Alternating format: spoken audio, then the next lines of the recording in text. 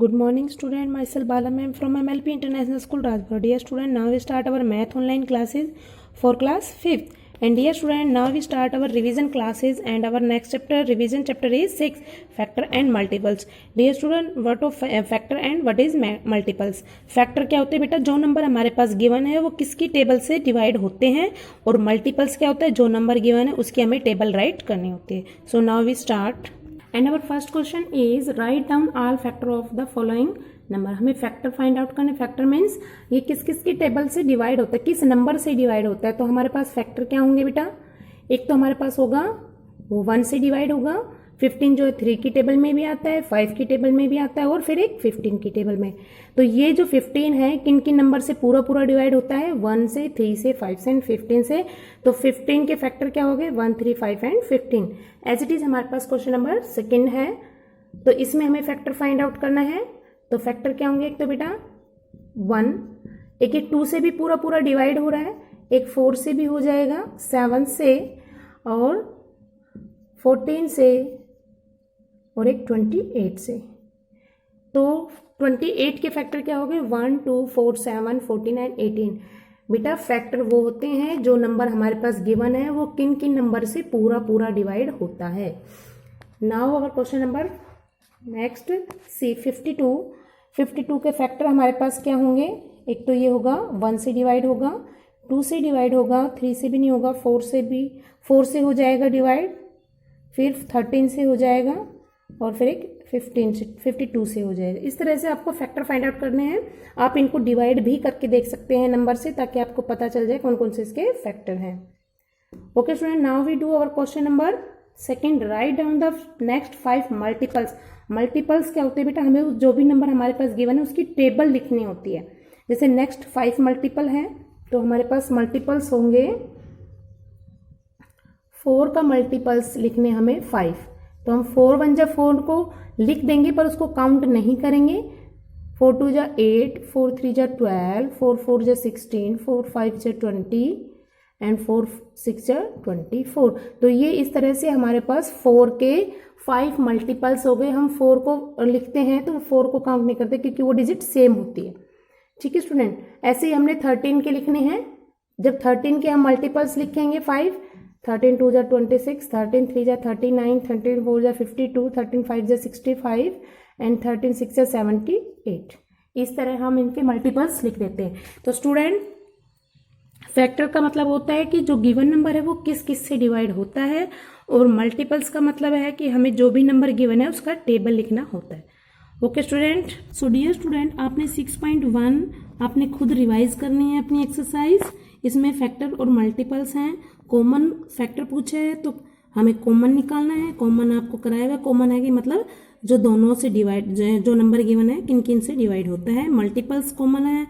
Common multiples पूछा है तो मतलब जो भी दो गिवन डिजिट दिया हुआ है क्वेश्चन नंबर 4 में, ये जो भी गिवन दिया है डिजिट उनके हम टेबल लिखेंगे, और फिर उनमें जो कॉमन होगा वो कॉमन मल्टीपल्स होते हैं. 6.2 में हमारे डिविजिबिलिटी रूल्स हैं. तो जो आपके पेज नंबर 43 और 44 पे कुछ डिविजिबिलिटी रूल दिए हुए हैं, उन्हीं के बेसिस पे आप डिविजिबिलिटी रूल के अकॉर्डिंग ही आप इन क्वेश्चनों को सोल्व कर पाएंगे. तो आपने उन डिविजिबिलिटी रूल को अच्छे से समझना है, और फिर आपने एक्सरसाइज 6.2 का भी रिवीजन करना है. Okay student, I think you understand very well our question exercise 6.1 and 6.2. So dear student, आपने इनको रिवाइज करना है और समझना है. Thank you and have a nice day. Good morning student, welcome you to online class MLP School Rajpura. Myself Poonam, your computer teacher. Today we are doing question answer for SA1 revision. So student, do all these question very carefully. First question is question 1. Write the name of input device. Write the name of input device. हमें क्या करना है? input device के name write करने हैं. Answer is keyboard, mouse and a scanner. Keyboard, mouse and a scanner. Second question is write the name of output device. हमें क्या करना है? output device के नेम बताने हैं यहाँ पे. Answer is monitor, printer and a speaker. output device कौन से होते हैं? monitor, printer और speaker, जिनका काम क्या होता है? रिजल्ट डिस्प्ले करना. Next question is right the name of processing device. Processing device कौन सा होता है या जहाँ पे प्रोसेसिंग होती है? Answer is CPU। CPU stand for central processing unit. CPU की फुल फॉर्म क्या होगी? Central processing unit. Next question is right the name of storage device. Storage device के नेम राइट करने हैं। स्टोरेज डिवाइस मीन जहाँ पे हम अपना डेटा स्टोर करते हैं। Answer is pen drive, hard disk, floppy disk. Pen drive, hard disk and floppy disk. Next question is write any 4 places where computer is use. किन्हीं 4 places के name right करो जहाँ पे कंप्यूटर का use होता है। फर्स्ट है school, bank, railway station, airport and home. Next question is what is the Hindi name of computer. Hindi में कंप्यूटर को क्या कहते हैं हम? संगणक। SANGNAK। What is the Hindi name of computer? क्या होगा? संगणक। Next question is right the name of longest key of the keyboard. Keyboard की सबसे लॉन्गेस्ट की कौन सी होती है या सबसे बड़ी की कौन सी होती है? स्पेस बार की। कौन सी होती है? Space bar key. Next question number 8 is what is the use of enter key. Enter key का यूज़ क्या होता है? What is the use of enter key. Enter key का यूज़ क्या होता है? Start a new line. New line start करने के लिए। Next question is how many key present in a standard keyboard. एक स्टैंडर्ड कीबोर्ड में कितनी की होती है? Total 104। Next question is right main parts of a computer system. Computer system के main parts कौन से होते हैं? Keyboard, CPU, mouse and A monitor. कौन कौन से होते हैं कंप्यूटर के main parts? Keyboard, CPU, mouse and A monitor. All students learn and write all these questions in fair notebook. Thank you. Have a nice day. Good morning, students. I am Anu Yadav, your GK and conversation teacher of 5th class from MLP International School, Rajpura. Students, we revise our conversation sentences in these classes. So, students who not attend our previous conversation classes, so attend these ones and complete your pending work. 10 conversation sentence we have done in our previous class, so today we start from 11th. First of all, mention your date, then your heading. Translate the following sentences into English. Let's start from 11th one. 11th sentence है हमारा, मुझे सड़क के उस पार जाना है। I have to go across the road. I have to go across the road. have, to, go, across, across, the, road, road. I have to go across the road. हमें अपने गुरुजनों का आदर करना चाहिए। We should respect our teachers. We should respect our teacher. should, respect,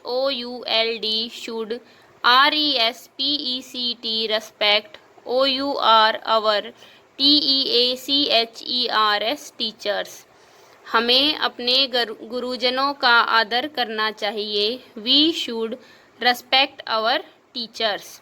We should respect our teachers.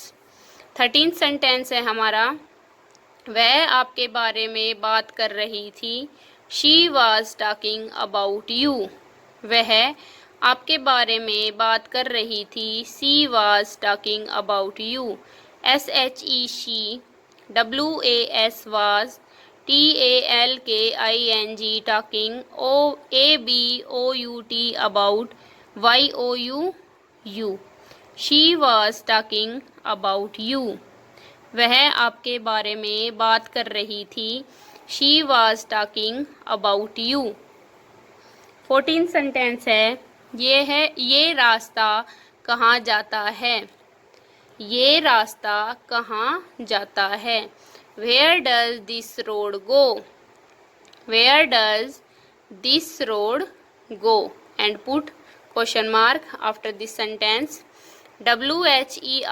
where, DOES does, THIS this, ROAD road, GO go.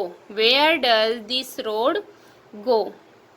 15 sentence है। तुम्हें अब कैसा लग रहा है? तुम्हें अब कैसा लग रहा है? How are you feeling now? How are you feeling now? HOW how, ARER YOU FEELING feeling, NOW now. How are you feeling now? तुम्हें अब कैसा लग रहा है? How are you feeling now? Students, let's revise again. मुझे सड़क के उस पार जाना है। I have to go across the road. हमें अपने गुरुजनों का आदर करना चाहिए। We should respect our teachers. वह आपके बारे में बात कर रही थी। She was talking about you. ये रास्ता कहाँ जाता है?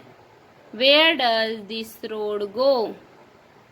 तुम्हें अब कैसा लग रहा है? How are you feeling now? Students, today we revise our 5 conversation sentences from 11 to 15. Write them in your fair conversation notebook in neat and clean writing and also learn them. I hope you understand these sentences. Thank you students. Bye bye. Morning students, मैं Mukesh madam, आपकी हिंदी अध्यापिका MLP international school Rajpura से। बच्चों, कल मैंने पढ़ाया था कक्षा 5वीं में पाठ 3 उचित बंटवारा। इसके कुछ प्रश्न मैंने आपको करा दिए थे, बाकी बचे हुए प्रश्न मैं आज करा रही हूँ। पहले हम करेंगे शब्दार्थ। गुरुकुल, प्राचीन विद्यालय। बुजुर्ग, घर के सम्माननीय सदस्य जैसे दादा दादी, नाना नानी आदि। आचार्य, अध्यापक। निष्ठा, विश्वास, सूझबूझ या समझदारी। बेजान, जिसमें जान न हो। तिहाई, तीसरा। निर्णय, फैसला। व्यवहारिक ज्ञान, हर रोज काम आने वाला ज्ञान। तत्पश्चात, उसके बाद। एक बार फिर देखो। गुरुकुल, प्राचीन विद्यालय। बुजुर्ग, घर के सम्माननीय सदस्य जैसे दादाजी, नानाजी आदि। आचार्य, अध्यापक। निष्ठा, विश्वास, सूझबूझ, समझदारी। बेजान, जिसमें जान न हो। तिहाई, तीसरा। निर्णय, फैसला। व्यावहारिक ज्ञान, हर रोज काम आने वाला ज्ञान। तत्पश्चात, उसके बाद। हमारा पहला प्रश्न है, शिक्षा समाप्त करने के पश्चात गुरुजी ने शिष्यों से क्या कहा? इसका उत्तर होगा, शिक्षा समाप्त करने के पश्चात गुरुजी ने कहा, तुम्हारी सेवा के बदले मैं तुम्हें ये गायें देता हूँ, जिनका आधा भाग कृष्णा को, 1/3 भाग राम को और 9वां भाग भरत को दे देना। आगे है, भरत को गायों का कितना हिस्सा मिला और उस हिसाब से भरत को कितनी गायें मिलनी चाहिए थी? इसका उत्तर होगा, भरत को गायों का 9वां भाग मिला और उस हिसाब से उसे 2 गायें मिलनी चाहिए थी। भरत को गायों का 9वां भाग मिला और उस हिसाब से उसे 2 गायें मिलनी चाहिए थी। इसका उत्तर था। अगला प्रश्न है, गायों का बंटवारा करने के लिए बुजुर्ग व्यक्ति को क्यों बुलाया गया? गायों का बंटवारा करने के लिए बुजुर्ग व्यक्ति को क्यों बुलाया गया? इसका उत्तर होगा, गायों का बंटवारा करने के लिए बुजुर्ग व्यक्ति को इसलिए बुलाया गया क्योंकि तीनों शिष्य बंटवारा नहीं कर पा रहे थे। गायों का बंटवारा करने के लिए बुजुर्ग व्यक्ति को इसलिए बुलाया गया क्योंकि तीनों शिष्य उचित बंटवारा नहीं कर पा रहे थे। अगला प्रश्न है, तीनों शिष्यों को कितनी कितनी गायें हिस्से में मिली? तीनों शिष्यों को कितनी कितनी गायें हिस्से में मिली? इसका उत्तर होगा कृष्णा को 9, राम को 6 तथा भरत को 2 गायें हिस्से में मिली। कृष्णा को 9, राम को 6 तथा भरत को 2 गायें हिस्से में मिली। बुजुर्ग व्यक्ति ने अपनी सूझबूझ का परिचय कैसे दिया? इसका उत्तर होगा बुजुर्ग व्यक्ति ने सही बंटवारा करके अपनी सूझबूझ का परिचय दिया। बुजुर्ग व्यक्ति ने सही बंटवारा करके अपनी सूझबूझ का परिचय दिया। तो बच्चों, ये मैंने आपको प्रश्न कराए हैं। आप सभी को ये प्रश्न अपनी नोटबुक में सुंदर राइटिंग में लिखने हैं और याद करने हैं। तो बच्चों, कल फिर मिलते हैं, तब तक के लिए धन्यवाद। Hello student of 5th class, a very good morning to all of you. Students, I am Simran ma'am, your English teacher in previous class.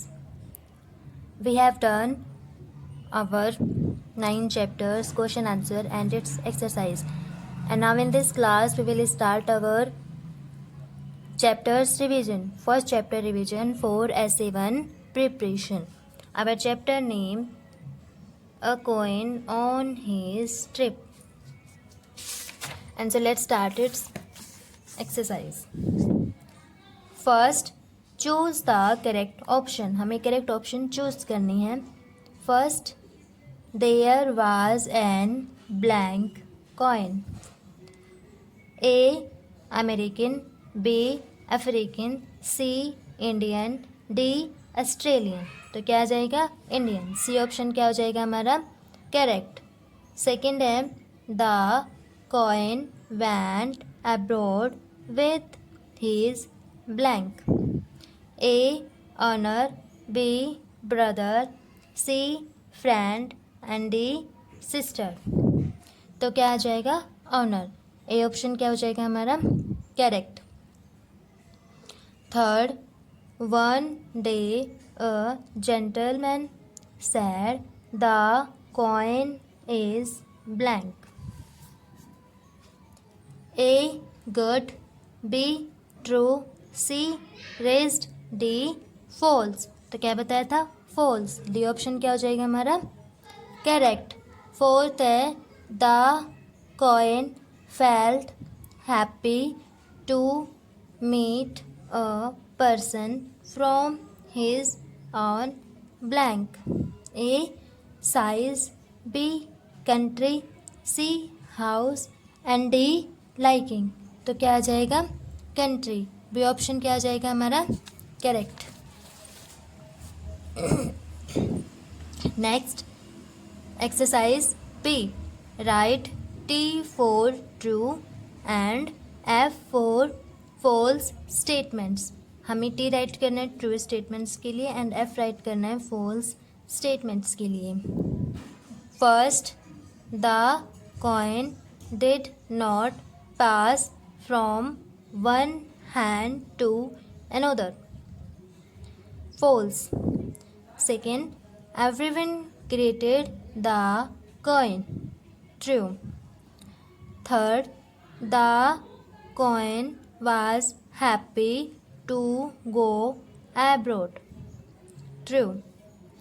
Fourth, the coin made other countries' coin. True. Fifth, his countrymen greeted him with utmost joy and respect. True. Sixth, he was sad to meet a person of his own country. False. Part C. Fill in the blanks with the given words. First, blank, that man had not seen this coin. First में क्या आ जाएगा? Actually. Second, he blank from Italy to Germany. Went.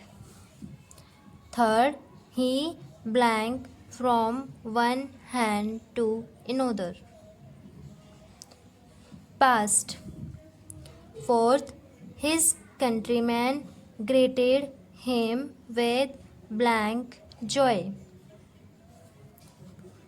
At most. Fifth, he blank the Lara mark, franc, pound, and dollar. Liked. Sixth, everyone blank him. Greeted. Seventh, he blank that not many liked him abroad. Realized. Eighth, one gentleman refused to blank him. Accept. Ninth, one day the coin was taken blank abroad.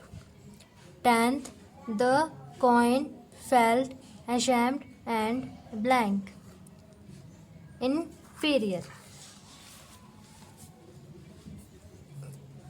And next, D part D. Match the words in column A with in those column B. First है, there was an Indian coin. First C में match हो रहा है. Second, one day the coin was taken abroad by his owner. Third, one gentleman refused to accept him. Third किस में match हो रहा है? डी में. And fourth, one day a man from India got him. Fourth किस में match हो रहा है? बी में. And so students, let's we start our part E, question answer. Part E, answer the following question in 1 और 2 words. हमें 1 और 2 words में इन क्वेश्चन के आंसर देने हैं. क्वेश्चन नंबर फर्स्ट है, to which country the coin belonged to? India. Second, where did the owner of the coin take him? Answer, abroad. Question number third, who threw him on the ground? Answer, a gentleman. Fourth, who greeted the coin with utmost joy? Fourth, his countryman. And so students, I hope you will understand this first chapter revision, and this revision learn in your book and notebook. Thank you and have a nice day. Good morning students. Today I will start your SST class online. Dear students, for class 5th, today's our topic is chapter number 18, fundamental rights and duties. So dear students, in our previous video we read about this chapter completely. So today we will do this chapter exercise. So let's start. So dear students, हमारी exercise number A है, tick the correct options. Correct option पर टिक करना है. 4 options दिए हुए हैं. First हमारा question है, our constitution provides dash fundamental rights to the every citizens of India. जो हमारा कॉन्स्टिट्यूशन है, हमारा संविधान है, वो हमें उपलब्ध करवाता है कितने मूलभूत अधिकार हर एक नागरिक के लिए. इंडिया के जितने भी नागरिक हैं, सभी नागरिकों के लिए हमारा संविधान कितने मूलभूत अधिकार हमें प्रदान करता है. तो ऑप्शन सी इज करेक्ट. 6 क्या आएगा? Our constitution provides 6 fundamental rights to the every citizen of India. Next question number second, who framed Indian constitution? किसने इंडियन कॉन्स्टिट्यूशन को फ्रेम्ड किया? किसने उसको फ्रेम किया? तो आंसर आएगा डॉक्टर भीमराव अंबेडकर. किसने फ्रेम किया उसको? Doctor Bhimrao Ambedkar. Option B is correct. Next question number third है, dash allows the citizens to express his her thoughts freely. कौन सा जो राइट है वो हर सिटीजन को अपने विचार व्यक्त करने की स्वतंत्रता प्रदान करता है? तो option C is correct, right to freedom. Right to freedom allows the citizen to express his her thoughts freely. जो स्वतंत्रता का अधिकार है वो हर एक सिटीजन को, हर एक नागरिक को अपने विचार स्वतंत्र रूप से एक्सप्रेस करने का, व्यक्त करने का अधिकार प्रदान करता है। एक्सरसाइज नंबर बी है fill in the blanks. Fill in the blanks में फर्स्ट हमारा क्वेश्चन है every citizen should dash the flag. जितने भी सिटीजन्स हैं, एवरी जो नागरिक है उसको अपने फ्लैग की क्या करनी चाहिए? Respect, RESPECT। Every citizen should respect the flag. Next question number second है fundamental duties are the dash of the citizens. Fundamental duties जो हैं वो हर सिटीजन्स के लिए क्या है? Moral obligation, MORAL, moral, OBLIGATIONS, moral obligations. Fundamental duties are the moral obligations of the citizens. Question number third है dash rights are specially laid down to protect minorities. कौन सा राइट है जो हमें स्पेशली अपनी माइनॉरिटीज़ को protect करने के लिए मिला है? तो cultural and educational, CULTURAL cultural and EDUCATIONAL educational. Cultural and educational rights are specially laid down to protect minorities. Question number 4 है dash is the supreme law of India. क्या है इंडिया का सबसे सुप्रीम लॉ? क्या है, कौन सा कानून है सबसे उत्तम? तो constitution is the supreme law of India, CONSTITUTION। Constitution is the supreme law of India. Exercise number C है write T for true and F for false statement. T लिखना है ट्रू स्टेटमेंट के लिए और F लिखना है false statement के लिए। फर्स्ट क्वेश्चन है Indian constitution is totally based on British constitution. Indian constitution जो है वो टोटली ब्रिटिश कॉन्स्टिट्यूशन पर बेस्ड है। दिस इज फॉल्स स्टेटमेंट क्योंकि उसका कुछ पार्ट हमने ब्रिटिश कॉन्स्टिट्यूशन से लिया हुआ है, कंप्लीटली उससे बेस नहीं है, तो ये फॉल्स आएगा। सेकेंड है a citizen can not practice his her religion. एक जो नागरिक होता है वो अपने धर्म को नहीं मानता है, ये स्टेटमेंट इज फॉल्स क्योंकि a citizen can practice his her religion is a true statement, but यहाँ क्या लिखा हुआ है कैन नॉट प्रैक्टिस हिज, तो क्या आएगा? फॉल्स आएगा सेकंड में। Next third question is fundamental duties are not enforceable by law. Fundamental duties जो हैं वो लॉ द्वारा, कानून द्वारा इन्फोर्सेबल नहीं है, तो ये कैसी स्टेटमेंट है? ट्रू स्टेटमेंट है। क्वेश्चन नंबर 4 है we should safeguard the public properties. जो हमारी पब्लिक प्रॉपर्टीज़ हैं उनको हमें सेफ रखना चाहिए। This statement is true statement. So dear students, I hope you understand in 3 exercises. You also learn and write this exercise in your fair notebook. Should be neat and clean handwriting. Thank you, beta. Friends, I Rasmi ma'am, your science teacher from MLP International School Rajpura. Welcome back to our YouTube channel. So dear students in 5th class, today we will revise chapter number 8. Okay students, and in our previous video we have revised our completely chapter number 6. Okay, so let's get start.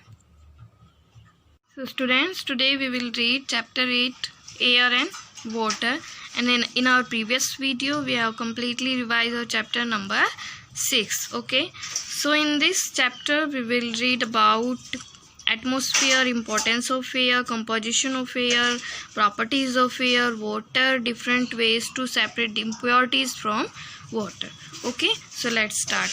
Our earth is surrounded by air. हमारे अर्थ के surround में क्या है? हमारे अर्थ के चारों तरफ क्या है? एयर है, हवा है। We all need air to breathe. हम सभी को एयर की नीड क्यों होती है, ज़रूरत क्यों होती है एयर की?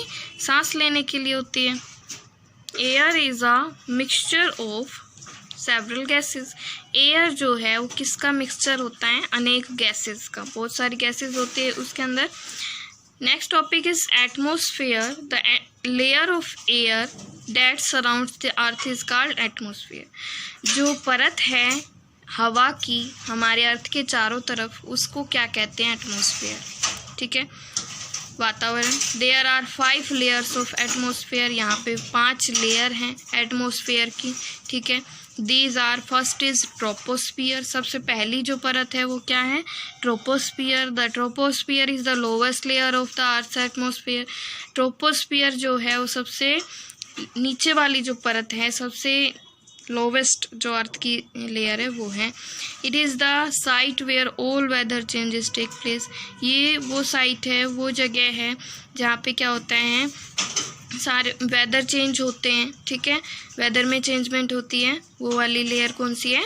Troposphere. Next is stratosphere. Stratosphere layer जो है वो क्या है? सेकंड नंबर की लेयर है.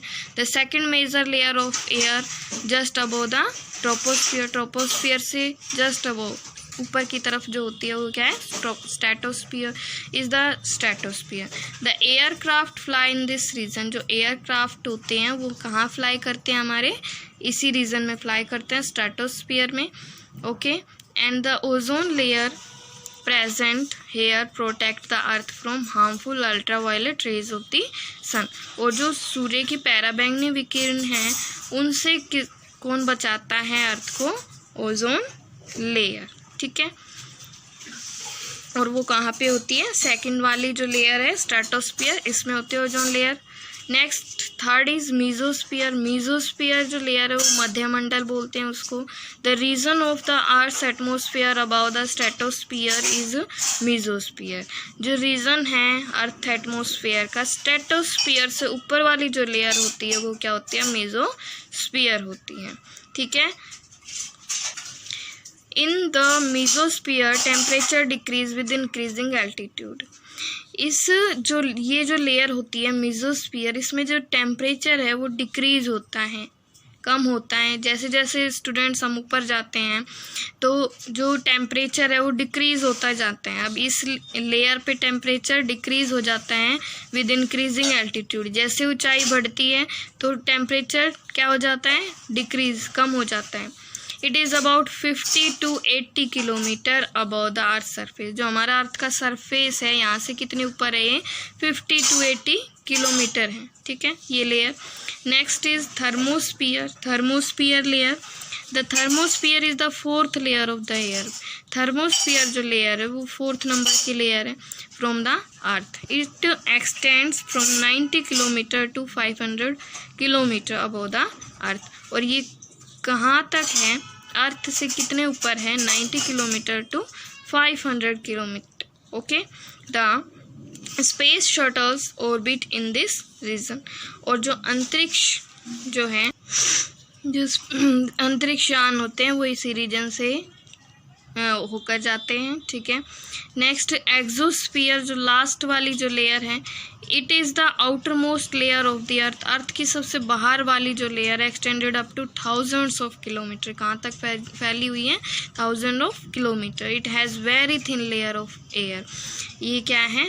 बहुत ही पतली लेयर होती है एयर की. Okay students, so these 5 layers of atmosphere. Okay, next is importance of air. Air का इम्पोर्टेंस क्या होता है? Air is the prime reason of existence of life. Air prime reason है, परम क्षेत्र है जहाँ पे जिसकी वजह से जो लाइफ है, जो जीवन है वो संभव है. ठीक है, अर्थ पे. It supports plants and animals and other organisms. ये किस किस को सपोर्ट करती है? प्लांट्स, एनिमल और जो दूसरे जीव हैं उनको प्रोटेक्ट करती है. ठीक है, सपोर्ट करती है. The ozone layer present in the atmosphere. जो ओजोन लेयर प्रेजेंट होती है एटमोसफेयर के अंदर, protect the earth from ultraviolet rays. जो ओजोन लेयर है वो सन की अल्ट्रावायलेट रेज से अर्थ को बचाती है. एंड बिकम टू हॉट, जो जिससे कि जो अर्थ है वो ज़्यादा गर्म हो जाएगी, इसलिए वो उससे बचाती है अर्थ को. So students, our next topic is composition of air. Air comprises of a mixture of gases. Air जो है वो गैसेस का मिक्सचर है, उसमें बहुत सारी गैसेस होती है। इट हैज़ 78% ऑफ नाइट्रोजन, इसके अंदर 78% नाइट्रोजन होता है। Which does not support burning, जो बर्निंग को सपोर्ट नहीं करता, ठीक है। Oxygen is 21% which is essential for all living beings. 21% air के अंदर ऑक्सीजन होती है, जो ऑल लिविंग बींग्स के लिए क्या होती है, इंपॉर्टेंट होती है, असेंशियल होती है। It is essential for burning, और जो ऑक्सीजन गैस है वो बर्निंग में असेंशियल होती है, बर्निंग के लिए ज़रूरी होती है। कोई भी चीज़ है वो ऑक्सीजन के प्रेजेंट में ही जलना स्टार्ट करती है। There are 1% of other gases like argon, यहाँ पे 1% आर्गन गैस होती है एयर के अंदर।